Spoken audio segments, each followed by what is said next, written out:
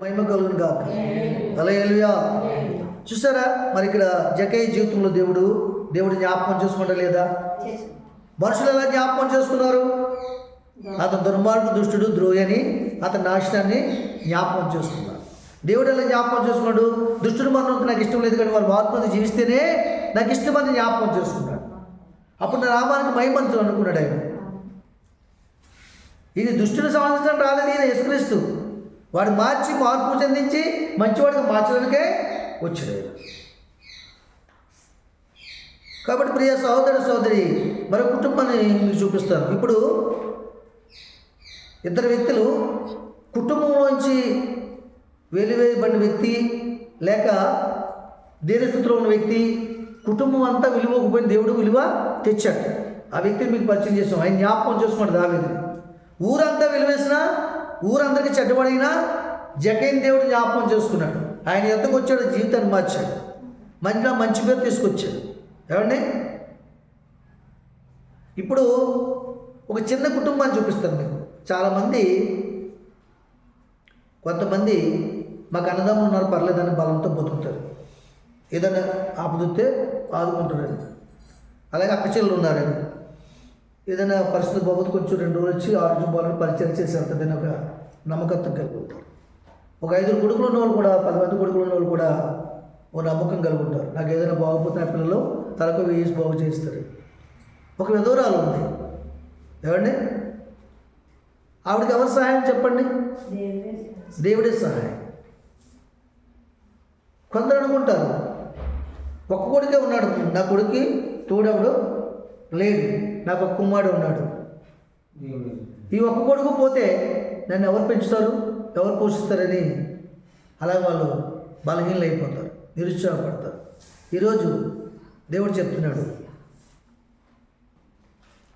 ప్రత్యేకంగా జ్ఞాపకం చేసుకోండి వెదవరంటారు దేవుడు. ఎలాగా? తల్లిదండ్రులు లేని బిడ్డలను వెదవరాంటి గురించి ప్రార్థన చేయండి, మనల్ని ఆదరించండి.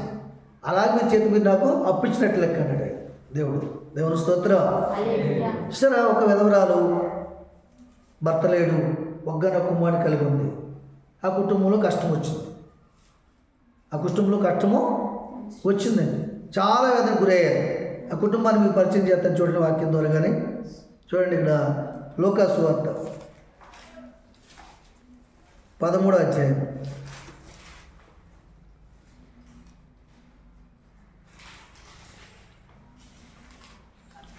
లూకాసు వార్త 13వ అధ్యాయము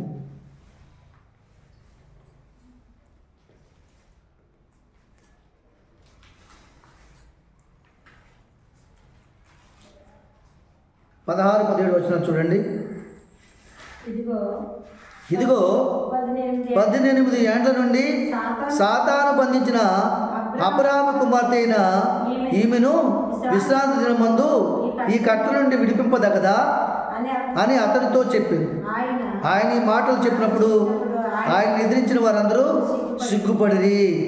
అయితే జనసమూహమంతయు ఆయన చేసిన ఘనకార్యాలన్నింటినీ చూసి సంతోషించు. దేవునికి మహిమ కలుగును గాక. హల్లెలూయా. ఈ సందర్భము మనకు తెలిసిందే. 18 ఏళ్ళ నుంచి నడుము బలహీనపరచు దయ్యం పట్టుకున్న ఒక స్త్రీ సందర్భం. ఆమె కనుక ముందు ఎవరూ లేదు, ఆమె ఒక్కతే, ఒక ఆమె. అయితే ఓ బలహీనతో నింపబడింది. ఆవిడ్ని చర్చిలో ఉన్న సభ్యులు కానీ, లేకపోతే గ్రామంలో ఉన్న గ్రామస్తులు కానీ, ఊరు ప్రజలందరూ కూడా ఎలాగ జ్ఞాపకం చేసుకున్నారంటే, ఇది చేసిన పాపను బట్టి భర్త పోయాడు, బిడ్డలు కూడా పోయారు, ఏకాగ్గా మిగిలింది. ఈ ఏకాగ్ర జీవితంలో ఈమె చేసిన పాపాన్ని బట్టి శాపము ఏలుబడి చేస్తుంది. నడుము వంగిపోయి నడుస్తుంది. తన జీవితము అయిపోయింది. 1 రోజు కాదు, 2 రోజులు కాదు, 3 రోజులు కాదు, 1 సంవత్సరం కాదు, 2 సంవత్సరాలు, 10 సంవత్సరాలు, 18 ఏళ్ళు, 18 సంవత్సరాలు నడుము బలహీనపరచు దయ్యం ఆమెలో ఉంది. అయితే ఈమె విశ్వాసం కోల్పోలేదు. భర్త పోయినా, బిడ్డలు పోయినా, బంధువులు ఎవరు చూడకపోయినా ఈమె విశ్వాసం గొప్పది కనుక 18 సంవత్సరాలు కూడా క్రమము తప్పనగా బహుభారము కలిగి తన నడుము పట్టుకుని ఒక చేత్తో కడుపు పట్టుకుని 2 గంటలు ప్రయాణం చేసి కూర్చుంటూ లెగుస్తూ ఒక 200 మీటర్ల దూరంలో ఉన్నటువంటి మందిరానికి 2-3 గంటలు ప్రయాణం చేసి వెళ్ళేది. కనీసం ఒక 1000-1500 సార్లు కూర్చుని వెళ్ళేది. అంతలాంటి నొప్పి అది. నిలబడితే నొప్పి, కూర్చుంటే నొప్పి. అలాగే దెయ్యము బలహీనపరిచేస్తుంది. ఏ విధము చేత మందిరానికి ఆపేయండి, ఆరాధనకి ఆపేయండి, ఇంట్లోనే మంచానికే పడేయాలని అపవాద ఆలోచన, దెయ్యం ఆలోచన. ఈమెయితే విశ్వాసం గొప్పది కాబట్టి నేను చనిపోతే దేవుని సన్నిధిలో చనిపోవాలి, లేకపోతే వెళ్ళేటప్పుడు మార్గ మధ్యలో చనిపోవాలి, నా ప్రయత్నంలో చనిపోవాలి, దేవుని దగ్గరికి వెళ్ళే ప్రయత్నంలో. నేను మాత్రం ఆగిపోకుండా విశ్వాసంతో గొప్ప విశ్వాసంతోనే ప్రయాణం చేసి అలాగే 18 సంవత్సరాల మొదటి వారంలో 18 సంవత్సరాల మొదటి నెలలో మొదటి వారంలో ప్రభు ఆ ఆలయానికి వెళ్ళాడు, ఆ సన్నిధికి వెళ్ళాడు. అప్పుడు కూడా ఆమె వెళ్ళింది. చెప్పలు కొట్టండి ఒకసారి. అప్పుడు కూడా ఆమె ప్రయాణం ఆగిపోక సాగిపోయింది, వెళ్ళినట్టుకి ప్రభు అక్కడికి వెళ్ళిన తర్వాత మొట్టమొదటి నిలబడి ఎవరిని పిలిచాడంటే ఆమెనే పిలిచాడు. ఏమని? అమ్మా, నీ బలహీనతల నుంచి నువ్వు విడిపించబడుతున్నావు, రా నా యొద్దకు రా అంటాడు. ఆమె వినయంతో వెళ్ళినప్పుడు దెయ్యాన్ని గద్దించి ఆయన పాదం చెత్తదుకున్నప్పుడు ఆ దెయ్యం ఆమె నుంచి వెళ్ళిపోయి చక్కగా నిలబడి లేచి దేవుని నామాన్ని మహిమపరిచి దేవునికి మహిమ కలుగుతారు. హల్లెలూయా. అప్పుడు వారు ప్రజలందరూ, ఊర్లో ఉన్న ప్రజలందరూ, బంధువులందరూ కూడా ఇలా జ్ఞాపకం చేసుకున్నారు, ఆమె పాపగా జీవించిన బట్టి, పాపాన్ని బట్టి రోగము వచ్చింది, 2 సంవత్సరాలు నిలబడి చేస్తుంది, రోగంతో చచ్చిపోతుంది, ఇంకా దాని నుంచి విడుదల పొందదో. ఎంత ఘోర పాపం చేస్తుంటే మాత్రం రోజు మందిరానికి వెళ్ళిపోతుంది, ప్రతి ఆదివారం వెళ్ళిపోతుంది, అయినా ఈమె స్వస్థత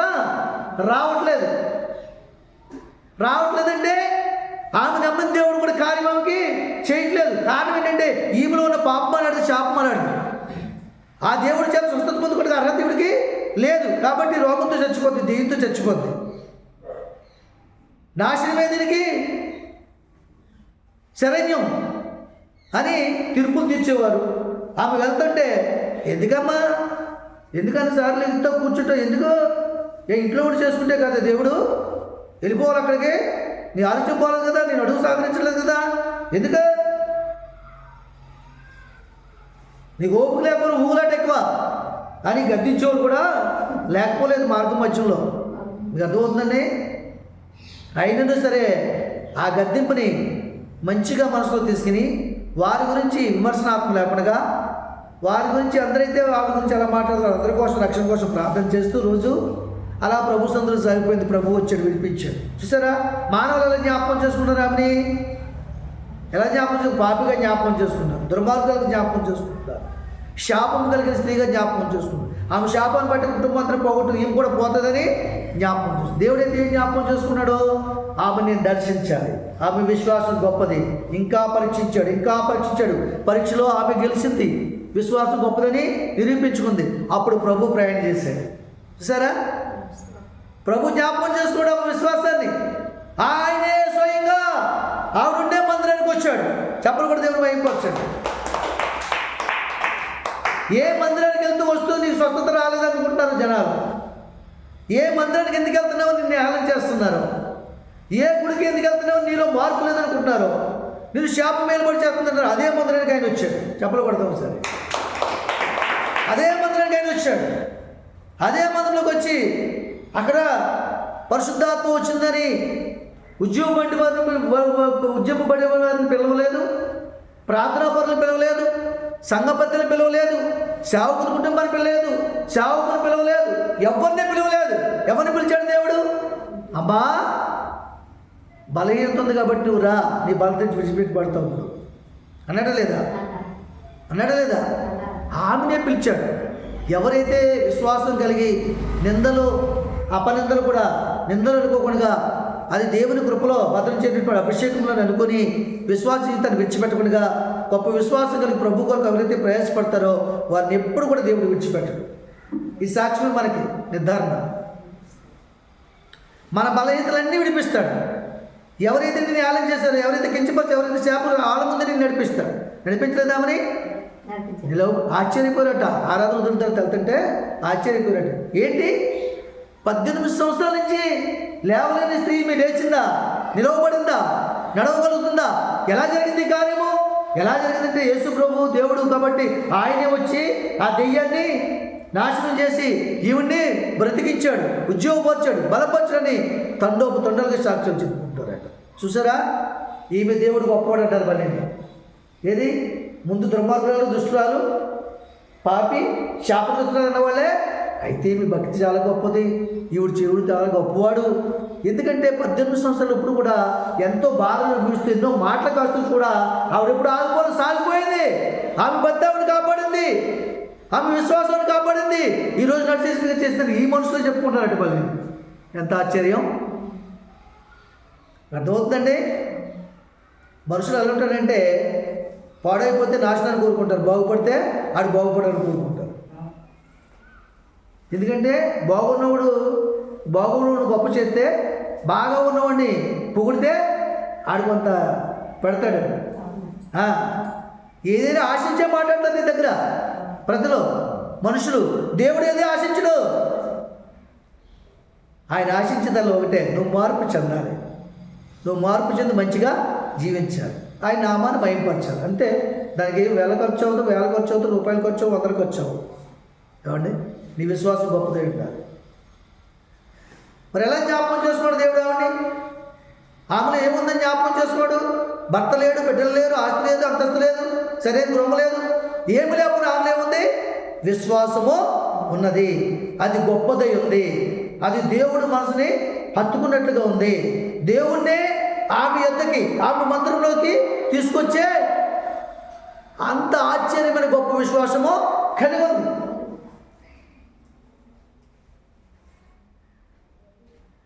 నీ కుటుంబంలో దేవుడు రావాలి, నీ ఇంట్లో రావాలి, నీ మందిరంలో రావాలి, నీ సకల బాధ్యతలు విడిపించాలి దేవుడు.